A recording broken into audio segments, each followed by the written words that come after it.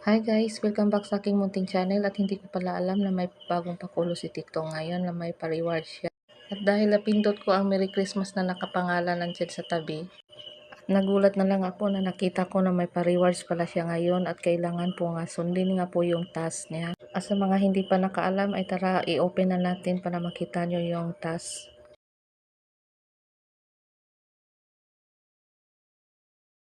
At ayan ay nakita na natin ay may nakalagay na check-in. I-check-in natin daily para makareceive tayo ng points.